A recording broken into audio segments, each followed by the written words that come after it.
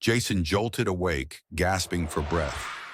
His body was drenched in sweat, his chest rising and falling in sharp bursts.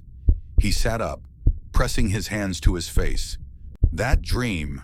No, it was more than that. He had been surrounded by darkness, echoes of cries rippling around him.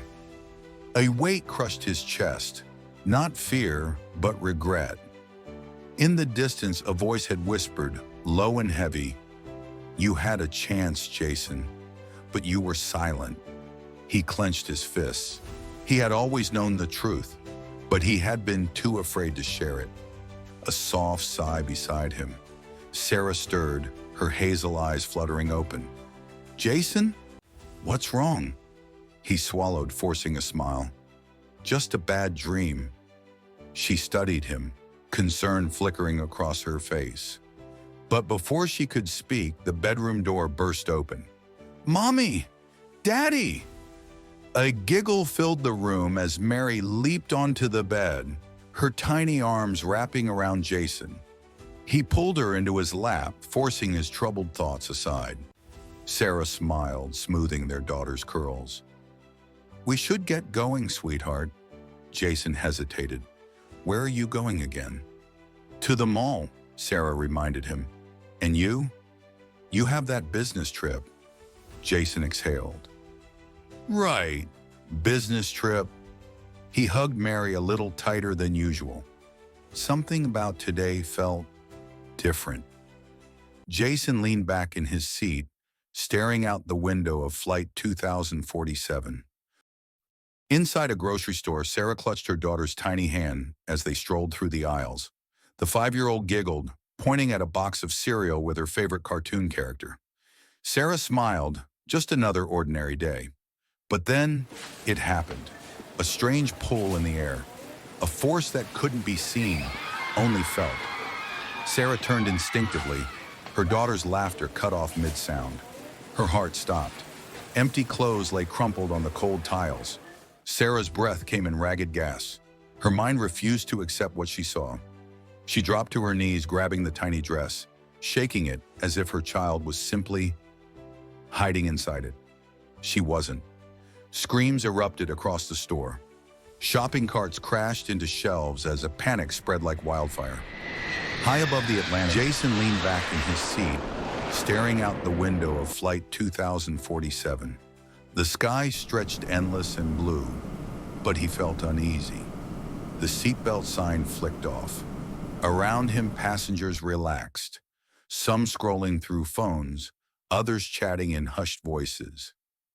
Captain Reynolds' steady voice came over the intercom. "Ladies and gentlemen, this is your captain speaking. We're cruising at 35,000 feet. Smooth conditions ahead." Jason sighed, rubbing his temples. The dream still clung to his thoughts. The flight was calm, the sky clear. Jason leaned back in his seat, lost in thought. He couldn't shake the feeling that something big was coming. Then, a sound. Not from the plane. It was coming from everywhere. A deep, powerful tone, unlike anything he had ever heard. Passengers looked around, confused. A few gasped. Then came the panic. Some seats were empty. Not vacant, empty. The people were gone. Captain Reynolds checked the controls, a steady rhythm guiding his flight. His co-pilot was mid-sentence when the seat beside him was empty.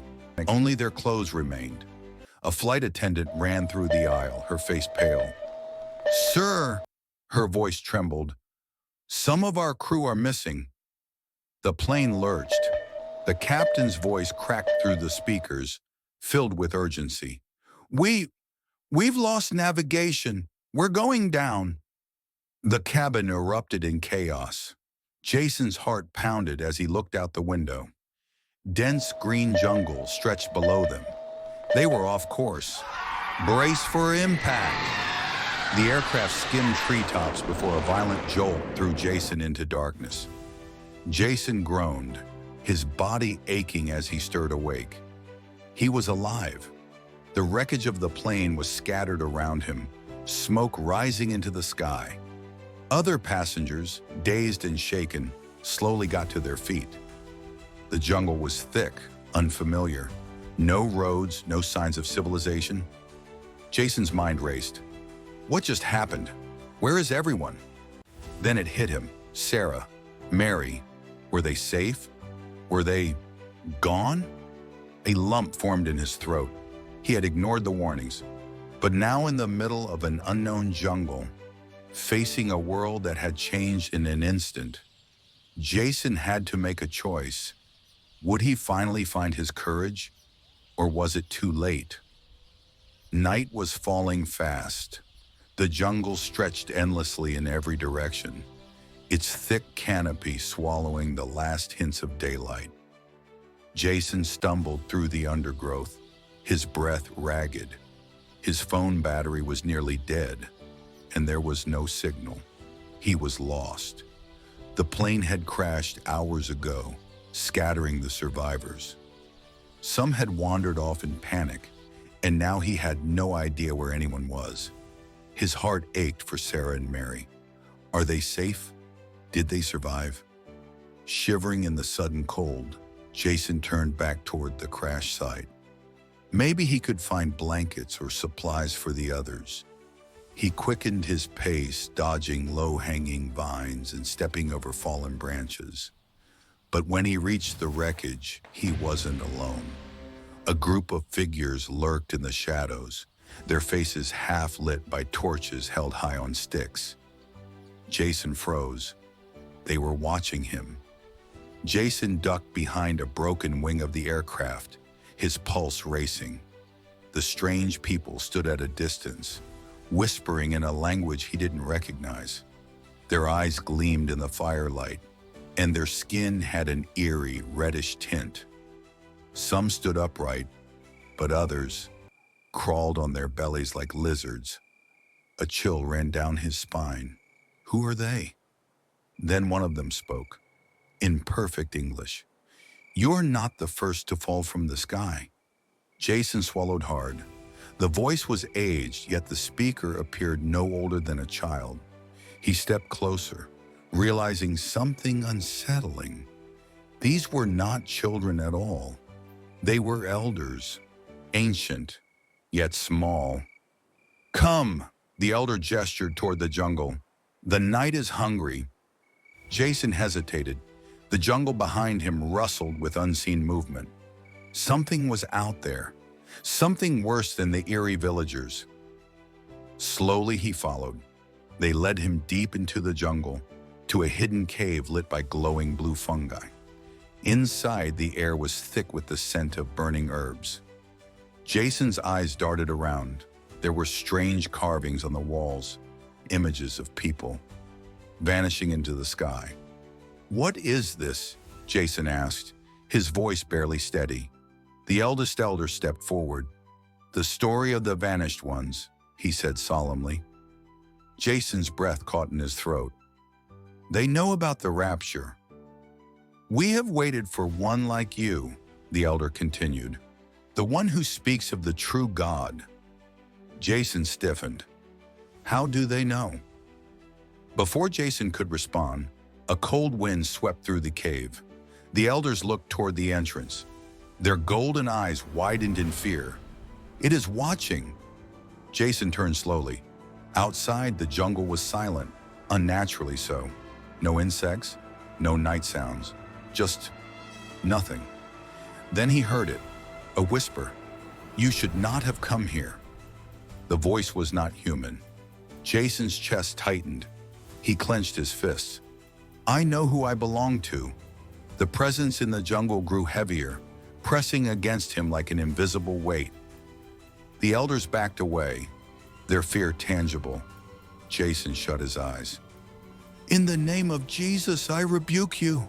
His voice echoed through the cave, filling every crevice. The jungle shuddered.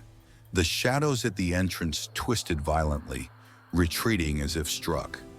A growl rippled through the darkness. You dare use that name?